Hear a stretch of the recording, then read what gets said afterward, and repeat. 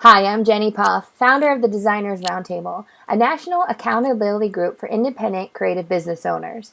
I'm also the director of the Designers Roundtable Retreat, a special inaugural event happening on June 25th and 26th in Nashville. Today I'm here with Mysse, helper of others and business-minded creative for nearly 20 years. Luke will be in our Down and Dirty interview panels at the retreat, where we're going to talk about the unfiltered highs and lows of being a solo creative. His creative business, the Cross Screen, was your creative business for almost nearly 20 years. Is that right? Correct. And tell us how that led to your nonprofit organization, Stop Sam. So I had met, it was actually a prior client who got involved in this cause. And I had, my whole career, I'd always had one or two projects that were nonprofit related, working with other causes. So it's something I've been excited about and was always passionate about helping organizations and helping other people. And so I got involved initially. They were a client, and then that led to some other projects and eventually led me to meet a business guy in Atlanta. And he and I co-founded Stop Sam together. And really the idea was to leverage both his business background and kind of my creative background to tell a story of children that were dying of malnutrition, and kind of use just my creative ability that I had used for so many years with my clients to tell this story and hopefully raise some money to help. We came up with lists of campaigns and just kind of started executing, and it just kept getting more serious. Started out as just a little side project, and then it became kind of a more serious client, and then eventually led to me kind of walking away from Crossgrain to work on it full time. And you ultimately rode across the country on your bike, right? That was your main...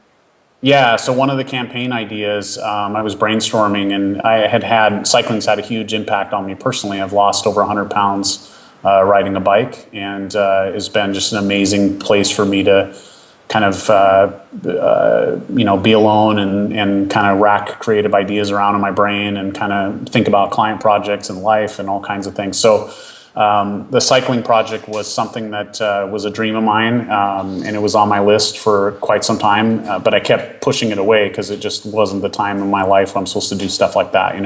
Usually you see people do it in their early 20s or later in life when they're retired, but not in the middle of their career when they have a family to take care of. And so for 2 years, I kept pushing it off, and eventually it ended up on a list of marketing ideas. And I thought, it'd be a great part of the story if the co-founder of this organization rode his bike across America with his family in tow to raise money and awareness. It also kind of combined my background in speaking, where I was going to do some speaking across the country. So again, I was looking at it going, there's no way this can happen. So I decided I would take the sure way out. I would tell my wife about it. She would say no, and then I could move on to other things.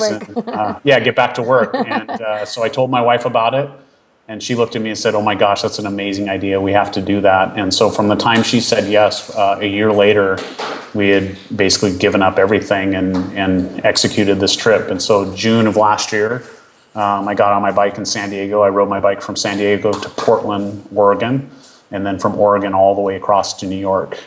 We ended up in New York in September. So it was like 58 days of riding, 100 days of travel, and then I spent another 3 months on the road speaking and raising awareness. On our way back, we went south and then kind of back west, back to California. That's amazing. So, what a great cause. And you raised a lot of money for this, the Stop Sam, which is the acute malnutrition for these young children, much needed in our world. So you went from a creative person to making a worldly impact. And one of the angles and the main focus of that Down and Dirty interviews is talking about how did we choose our path, and how does that path change along the way. And I think that our attendees at this retreat are going to get a really nice blend of highs and lows stories of how creatives contain or maintain sustainability, and how that can grow however you want it to grow. Yeah, I think what's interesting, and it's something that I've always been frustrated. When I started speaking primarily because I would see very creative, talented people kind of settling for less, and it frustrated me because I saw these people that I felt like they had more to offer, they had more to give, and yet they were just kind of They were just dragging along, trying to make a living, but there was no real sense of urgency or passion in what they were doing. And then I realized kind of early on in my speaking career that a lot of times I was talking to myself, and that I was frustrated with myself that I had kind of settled for, something in the industry you might call successful, but it wasn't. I knew for me it wasn't what I wanted. And so I think as solo, I think we need to realize that we have more choices than we see sometimes in how our career can go. I mean, I've seen people break out. So I think of one of the highlights of the trip for me, for example, was to stop in Delaware and see the guys from House Industries. And so here's a group of guys that, they were designers, and yet they broke out and created their whole line of products and fonts, and they're kind of, going off a different direction. And there's been numerous cases of designers that have taken these abilities that they have and gone in different directions in their career. And so in my case, it was, how do I take these abilities and apply them in a nonprofit world? And so I think it's important as solo creatives to realize that we do have more choices than we see sometimes. And we have more control over our career than we exercise sometimes, as far as who we work with and how we work. But you have to be deliberate about it, in taking the steps to kind of build the type of business and the type of career that you want. Well, and that's where we're hoping this retreat is going to help independent creatives understand that they're not just grinders and grinding out work. They're entrepreneurs, and that means they can create the kind of business that's right for them. They can take on the clients that are right for them, that gets them the creative spark, that they don't have to just be the hired wrist and pump out work. And so I think hearing stories like yours, Jim Krause, Nancy Russo, are going to be the inspiring, motivating, and kicking the ass that people need to figure out their own path and to know that they can have control of how that works. Right. I think a lot of people, they settle because they're scared, and they're worried about, what might happen if they take a risk. And, I've always been very calculated and kind of strategic in my career. And last year for the trip and stuff was the first time I really felt like it's time to jump and take a huge risk. Huge risk. I mean, I had no idea what even my career path was going to look like after. And the truth is that I think we see other people and think that they have it figured out, but the truth is all of us are trying to figure it out just like the next guy. And I think when you know that, you realize, like, the truth is nobody has it figured out. We're all just in the same boat as far as trying to figure it out. And so if we have that opportunity, then we should take control of it and realize that we can kind of make it into whatever we want.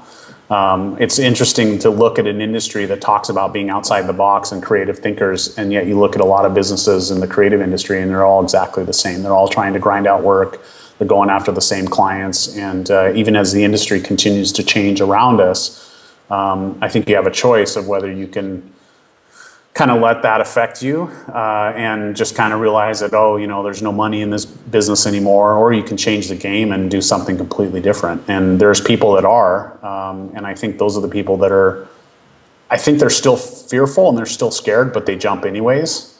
For me to jump out on this nonprofit thing, it's not because I all of a sudden had more courage than anybody else. I did it anyways. And I was scared the whole time. I'm still scared about what's going to happen with what's next in my career and all that. That's a normal thing. And again, that's where we look at others and we think sometimes that somebody else has it figured out, but none of us really have it figured out. But all that comes down to the entrepreneurship. And the famous saying, if it were easy, everybody would do it. Right. And that's, I think, taking a risk and game changing is a huge part of owning and operating a business, whatever path that is. Sure. So attendees, I hope this is a great insight, a little teaser to what you'll experience in our Down and Dirty interviews, where we're going to get really nitty gritty on the highs and lows and how to have, control of that fear, or to accept the fear and be able to take a risk and to own what is your passion, what fuels your creativity, whether it's pen and paper and drawing creativity or creativity and the impact you're going to make in the world. So if you'd like to join us at the Designers Roundtable Retreat in Nashville, you can visit designersretreat.com and click register. You can learn more about Luke and his bio and check out our whole schedule. Luke, we're so excited to have you. I think you're going to be an awesome addition to this Down and Dirty interviews, and we can't wait to hear more about you and your journey coming. Yeah, I'm excited to be there. Never been to Nashville before, so it'll be fun. Good times. Thanks so much, Luke. Yep.